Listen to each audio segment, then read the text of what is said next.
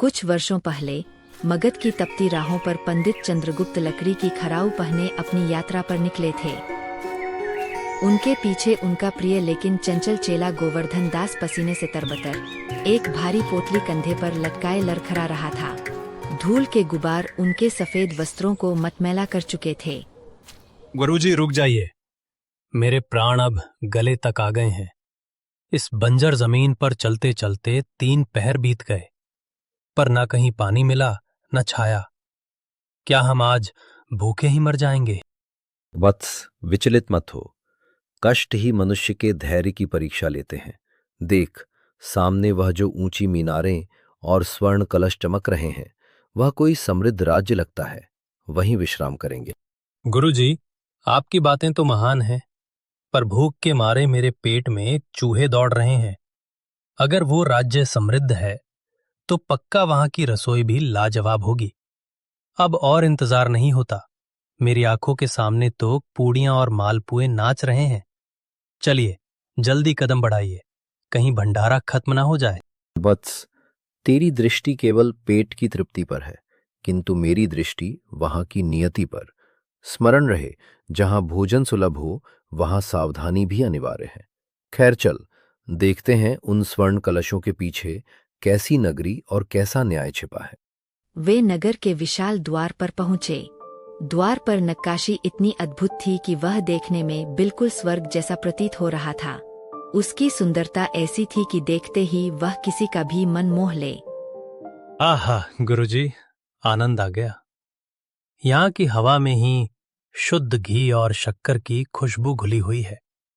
ऐसा लग रहा है मानो हवा नहीं बल्कि साक्षात केसरिया दूध बह रहा हो। नक्काशी देखकर ही मन तृप्त हो गया। सावधान गोवर्धन, हर चमकती चीज सोना नहीं होती। अक्सर बाहरी चकाचौंध गहरे अंधेरे को ढकने के लिए होती है। उतावले मत बनो। पहले यहाँ की रीति रिवाज और लोगों का स्वभाव समझो, फिर कदम आगे बढ़ाओ। बिना सोचे समझे किया गया उत्साह अक्सर मुसीबत की जड़ होता है। वे दोनों नगर के भीतर कदम बढ़ाते हैं।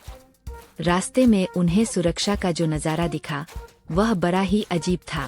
पहरेदार, जिसकी जिम्मेदारी चौकसी करना था, अपनी भारी भाल पर सिर रखकर बेसुध होकर खर्राटे ले रहा था।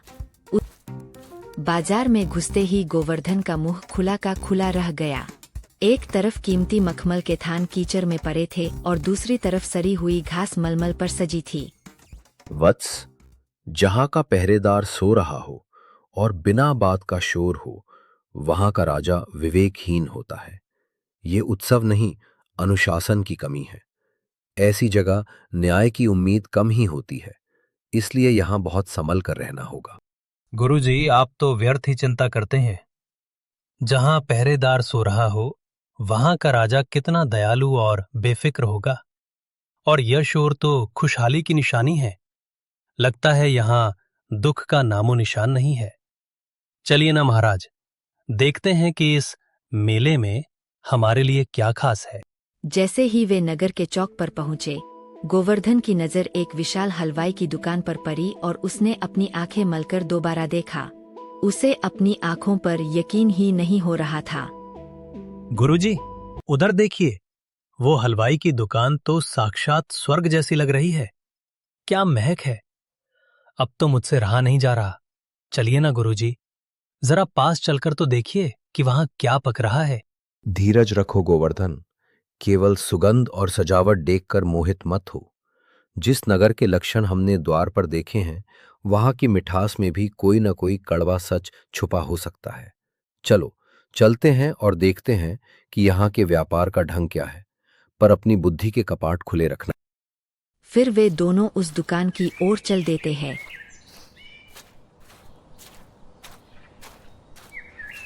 ए भाई, जरा ये तो बताओ, केसर बादाम से भरी इस मलाई की परात का क्या भाव है? इसकी महक बड़ी लाजवाब है। जरा इसकी कीमत तो बताओ। अरे महाराज, भाव पूछकर क्यों शर्मिंदा कर रहे हैं? इस नगर में सब कुछ एक ही भाव है। चाहे आप यह केसर वाली मलाई ले या फिर सूखी घास, सबका दाम बस 1 टका है। क्या? सिर्फ 1 टका? वाह गुरुजी, यहाँ तो मलाई और घास सब एक ही भाव है। ऐसी जगह तो मैंने कभी नहीं देखी। अब तो यहां रुककर जम के मलाई खाएंगे और मौज उड़ाएंगे। क्या मलाई और घास सब एक ही भाव? गोवर्धन, ये खुशी की नहीं, डरने की बात है। जहां कीमती और बेकार चीज में कोई अंतर न हो, वो नगरी रहने लायक नहीं है। यहां विवेक खत्म हो चुका है और ऐसी जगह कभी भी संकट आ सकता है। अरे महाराज, इसमें डरने की क्या बात है? हमारे राजा का न्याय ही ऐसा है कि यहाँ छोटा बड़ा अमीर गरीब सब बराबर हैं। हमारे यहाँ भेदभाव नहीं चलता, इसीलिए यहाँ सब कुछ टकासेर मिलता है। आप बस मलाई का आनंद लीजिए, बाकी सब चिंता छोड़िए। फिर वे दोनों मलाई लेकर खाने लगते हैं। वाह गुरुजी, क्या स्वाद है! ऐसी मलाई तो स्वर्ग में भी नहीं मिलती होगी। बादाम और केसर का ऐसा संगम कि बस मजा ही आ गया। और ऊपर से कीमत इतनी कम कि दिल खुश हो गया। सच में आज तो आत्मा तृप्त हो गई। फिर वे लोग उस मलाई की तारीफ करते हुए आगे की ओर बढ़ने लगते हैं। जैसे ही पंडित जी वहां से आगे बढ़े, उन्होंने एक दृश्य देखा। एक कुत्ता रेशम की चादर पर सो रहा था और एक विद्वान जमीन पर बैठकर भीख मांग रहा था। यह देखकर उनका माथा ठनका। गोवर्धन, मेरा अनुभव कहता है कि यहाँ की मिट्टी में जहर है। जहाँ विद्वान और मूर्ख, कीमती और कौड़ी का भाव एक हो, वहां रहना अपनी मृत्यु को निमंत्रण देना है। अभी मेरे साथ वन की ओर चलो। महाराज, आप तो हमेशा अनिष्ट की ही बात करते हैं। आप जाइए अपनी तपस्या करने। मैं तो यहीं रहकर अपनी देह को पुष्ट करूंगा। ऐसी मलाई फिर कहाँ मिलेगी? ठीक है वत्स, जैसी तुम्हारी इच्छा। पर याद रखना, जब इस नगरी का न्याय तुम्हारी गर्दन तक पहुंचे तो अपने इस बूढ़े गुरु को पुकार लेना। महाराज इतना बोलकर वहां से वापस आने के लिए आगे बढ़ने लगते हैं। गुरुजी ठहरिए, आप ऐसे कैसे जा सकते हैं? इतनी सस्ती और सुख सुविधा वाली जगह छोड़कर जंगल में भटकने का क्या फायदा? यहाँ हम कम मेहनत में भी राजाओं जैसा जीवन बिता सकते हैं। कृपया मेरी बात मानिए और यहीं रुक जाइए। गोवर्धन, आखिरी बार समझ लो, जहां न्याय अन्याय का भेद न हो, वो जगह रहने लायक नहीं है। आज यहां का सस्तापन तुम्हें भा रहा है, लेकिन मुसीबत आने पर कोई काम नहीं आएगा। मेरे साथ चलो, वरना बहुत पछताओगे। आखिरी चेतावनी देने के बाद गुरुजी भारी मन से वहां से वापस लौट जाते हैं।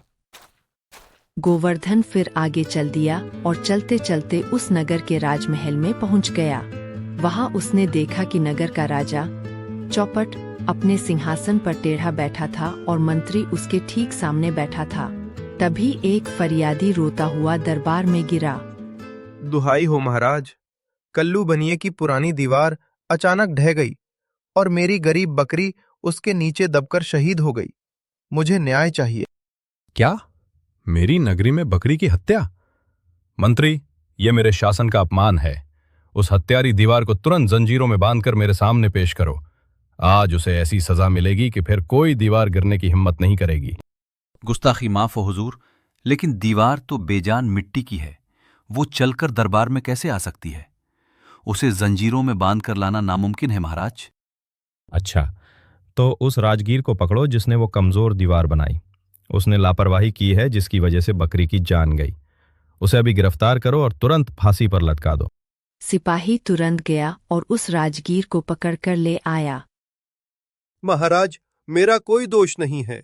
मैंने दीवार सही बनाई थी, लेकिन चूने वाले ने मसाला इतना पतला कर दिया कि दीवार गिर गई। असली गुनहगार वही है। मैं निर्दोष हूं। बिल्कुल सही। राजगीर को छोड़ दो और उस चूने वाले को पकड़ कर लाओ। सारा दोष उसी का है जिसने मसाला खराब किया। उसे सरेआम हाथी के पैरों तले कुचलवा दो ताकि सबको मेरा न्याय दिख जाए। राजा का आदेश मिलते ही सिपाही दौड़ पड़े और उस चूने वाले को तुरंत दरबार में हाजिर किया गया। सरकार, मेरा कोई कसूर नहीं। सारा दोष उस भिस्ती का है। उसने मशक से इतना ज्यादा पानी डाल दिया कि चूना खराब हो गया। मैं बेकसूर हूं महाराज। असली अपराधी वही है। अच्छा, तो अब बिश्ती की बारी है। मंत्री, उसे तुरंत दरबार में पेश करो। मेरी न्याय की तलवार प्यासी है। जब तक उस अपराधी को सजा नहीं मिलेगी, मुझे चैन नहीं आएगा। जाओ, उसे अभी पकड़ लाओ। दरबार में तमाशा बढ़ता ही जा रहा था। जब भिष्टी को लाया गया तो उसने रोते बिलखते हुए सारा दोष कसाई के मर दिया। महाराज, मेरा कोई कसूर नहीं। सारा दोष उस कसाई का है जिसने इतनी बड़ी मशक बनाई कि उसमें जरूरत से ज्यादा पानी आ गया। मैं तो बेगुनाह हूं। अन्नदाता, मेरा कोई दोष नहीं। उस गणरिये ने मुझे इतनी बड़ी भेड़ बेची कि उसकी खाल से मशक अपने आप बड़ी बन गई। सारा कसूर उस गणरिये का है। मुझे माफ करे महाराज। गडरिया डरा हुआ था, लेकिन उसने अपनी बुद्धि लड़ाई। महाराज, मैं तो छोटी भेड़ ही लाया था, पर तभी कोतवाल साहब की सवारी गाजे बाजे और हाथियों के साथ निकली। मैं उस चमक धमक को देखने लगा और गलती से बड़ी भेड़ बिक गई। तो सारा फसाद उस कोतवाल की वजह से है। अगर वो शोर मचाते हुए अपनी सवारी ना निकालता तो गड़दिये का ध्यान कभी ना भटकता। मंत्री, देर मत करो, उस कोतवाल को फौरन गिरफ्तार करो और सीधे फांसी पर लटका दो। शाम का समय था, वधस्थल तैयार था, लेकिन जैसे ही कोतवाल के गले में फंदा डाला गया, एक अजीब समस्या खड़ी हो गई। महाराज, अनर्थ हो गया। फंदा बहुत बड़ा बना है और कोतवाल साहब की गर्दन उपवास रखने के कारण बहुत दुबली हो गई है। फांसी नहीं लग पा रही। मूर्खो, मुहूर्त निकल रहा है। पूरे नगर में ढूंढो जिसकी गर्दन इस फंदे में फिट बैठ जाए, उसे पकड़ लाओ। नियम नहीं टूटना चाहिए। महीनों से टके से रबड़ी और मालपुए खा खाकर गोवर्धन की गर्दन किसी मोटे सांड जैसी हो गई थी। वह बाजार में चैन से सो रहा था कि सैनिकों ने उसे दबोच लिया। अबे ओ मोटे, चुपचाप चल। कोतवाल की गर्दन फांसी के फंदे के लिए पतली निकली है, इसलिए महाराज ने तुझे पकड़ने का हुक्म दिया है। तेरी ये मोटी गर्दन फांसी के लिए बिल्कुल सही है। चल, अब तेरी मौत का वक्त आ गया है। अरे भाई, ये कैसा न्याय है? ना मैंने किसी की बकरी मारी, ना दीवार गिराई। मेरा कसूर क्या? सिर्फ मिठाई खाना है। किसी और के जुर्म के लिए मुझे फांसी क्यों? मैं तो एक सीधा साधा फकीर हूं, मुझे छोड़ दो। चुप रह। इस नगरी में न्याय ऐसे ही होता है। तूने मिठाई खाई हो या नहीं, पर तेरी ये मोटी गर्दन आज फांसी के फंदे के काम आएगी। ये महाराज का हुक्म है। चुपचाप चल, वरना घसीट कर ले जाएंगे। सिपाहियों ने गोवर्धन को महल में लाकर पटक दिया। उसे अब तक खाई हर जलेबी काल के पहिए जैसी लग रही थी, जो उसे निगलने को तैयार थी। उसे अपनी भूल और गुरुजी की चेतावनी याद आने लगी। गुरुजी, आप सत्य कहते थे। ये नगरी नहीं, साक्षात यमलोक है। कहाँ हैं आप? अपने अभागे चेले को बचा लीजिए। तो यही वो बदनसीब है जिसे फांसी पर चढ़ना है। इस नगरी के कायदे के हिसाब से अभी इसे ले जाओ और काल कोठरी में बंद कर दो। यह रात शाम को नहीं होगी, इसलिए इसे कल सुबह फांसी दी जाएगी। फिर गोवर्धन को काल कोठरी में ले जाकर बंद कर दिया गया और रात ढल चुकी थी।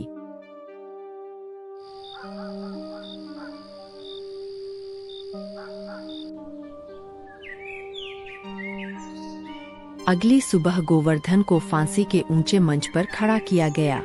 वहां महाराज खुद मौजूद थे और उनके बगल में 2 सिपाही हाथ में फंदा थामे उसे फांसी देने के लिए पूरी तरह तैयार खड़े थे। हाय गुरुजी, मैंने आपकी बात न मानकर बहुत बड़ी गलती कर दी। आपने सच कहा था कि ये अंधेर नगरी है, पर मैं लालच में अंधा हो गया। आज आपकी बात टालने की सजा मुझे मौत के रूप में मिल रही है। हे गुरुदेव, मुझे बचा लीजिए। अब आप ही मेरा आखिरी सहारा है। जैसे ही सिपाही फांसी देने के लिए रस्सी खींचता है, अचानक भीड़ को चीरते हुए पंडित चंद्रगुप्त प्रकट हुए। उनकी आंखों में एक अनोखी चमक थी। ठहरो, इस निर्दोष को मृत्युदंड देने से पहले मुझे इसके कान में एक आखिरी गुरु मंत्र कहने की अनुमति दे। एक गुरु को उसके शिष्य की अंतिम इच्छा पूरी करने का अधिकार तो मिलना ही चाहिए। ठीक है, हम तुम्हें अनुमति देते हैं। जाओ, तुम्हें अपने शिष्य के कान में गुरु मंत्र कहने के लिए 2 पल का समय दिया जाता है। जल्दी करो, क्योंकि इसके बाद इसे फांसी पर लटकाया जाएगा। पंडित जी ने गोवर्धन के कान में कुछ फुसफुसाया। अचानक दोनों के बीच एक विचित्र लड़ाई शुरू हो गई। नहीं गुरुजी, ये हक मेरा है। मैं उम्र में आपसे छोटा हूं, इसलिए फांसी पर पहले मैं ही चढ़ूंगा। आप पीछे हटिए, मुझे ही फंदे पर लटकने दीजिए। पीछे हटो मूर्ख, मैं तुम्हारा गुरु हूं और शास्त्रों के अनुसार पहला अधिकार मेरा है। तू अभी छोटा है, इसलिए चुपचाप हट जा। इस शुभ घड़ी में फांसी पर पहले मैं ही चढ़ूंगा। इसके बाद उन दोनों के बीच बहस और होड़ शुरू हो जाती है कि पहले फांसी कौन चढ़ेगा। राजा आगे बढ़ते हैं। वह चकित थे कि मौत के लिए ऐसी छीना-झपटी ऐसा कौन करता है। पंडित जी, आप तो इतने ज्ञानी और विद्वान हैं, फिर इस तरह मौत के लिए क्यों लड़ रहे हैं? आखिर फांसी चढ़ने की ऐसी क्या जल्दी है? महाराज, आप नहीं जानते, आज ऐसा दुर्लभ नक्षत्र है कि जो इस समय फांसी चढ़ेगा वो सीधा स्वर्ग जाएगा और अगले जन्म में इस पूरे ब्रह्मांड का चक्रवर्ती सम्राट बनेगा। राजा की आंखों में सत्ता का लालच चमक उठा। उसने सोचा, सम्राट बनने का मौका मैं क्यों छोड़ूं? पीछे हटो सब। मेरे रहते हुए कोई और चक्रवर्ती सम्राट कैसे बन सकता है? जब स्वर्ग जाने का इतना शुभ मुहूर्त है तो फांसी पर पहले मैं ही चढ़ूंगा। जल्लाद, देर मत करो, मुझे तुरंत फांसी पर लटकाओ। पर महाराज, आप ये क्या कह रहे हैं? आप हमारे अन्नदाता हैं, भला आप खुद को फांसी पर कैसे लटका सकते हैं? कृपया रुक जाइए। चुप रहो, हमें ज्ञान देने की जरूरत नहीं है। हमने फैसला कर लिया है और ये राजा का अंतिम आदेश है, इसका पालन तुरंत किया जाए।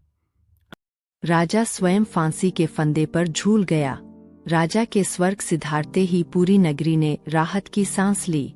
पंडित जी ने गोवर्धन का हाथ पकड़ा और उसे नगर की सीमा से बाहर ले आए। अब समझ में आया गोवर्धन, जहां विवेक और बुद्धि नहीं होती वहां की सुख सुविधाएं केवल विनाश की ओर ले जाती हैं। ऐसी जगह रहना मौत को दावत देने जैसा है। गुरुजी, आज आपने मुझे जीवन का सबसे बड़ा पाठ पढ़ा दिया है। मैं अपनी नादानी पर बहुत शर्मिंदा हूं। मैं कान पकड़ता हूं और आपसे वादा करता हूं कि आज के बाद कभी भी लोभ में आकर या सस्ते के चक्कर में अपनी जान को दांव पर नहीं लगाऊंगा। आपका मार्गदर्शन ही मेरे जीवन की सच्ची पूंजी है। पुत्र, तुमने आज जीवन का सबसे बड़ा सबक सीख लिया है। अब यहां रुकने का कोई लाभ नहीं।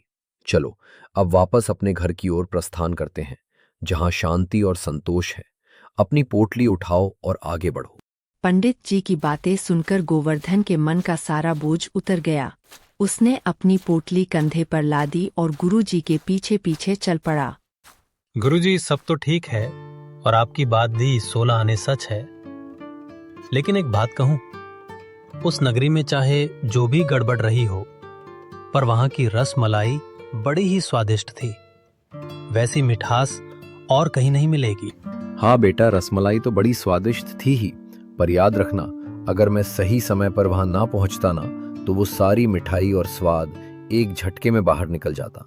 जिस फंदे पर चढ़ने जा रहे थे, उसके बाद ना रसमलाई बचती और ना उसे खाने वाले तुम। अरे नहीं नहीं पंडित जी, आप तो नाराज ही हो गए। मैं तो बस जरा सा मजाक कर रहा था। भला उस रसमलाई की क्या औकात जो मेरे गुरुजी के ज्ञान से बढ़कर हो। अब तो मुझे वो मिठाई याद भी नहीं है। बस आपके साथ घर पहुंचने की जल्दी है।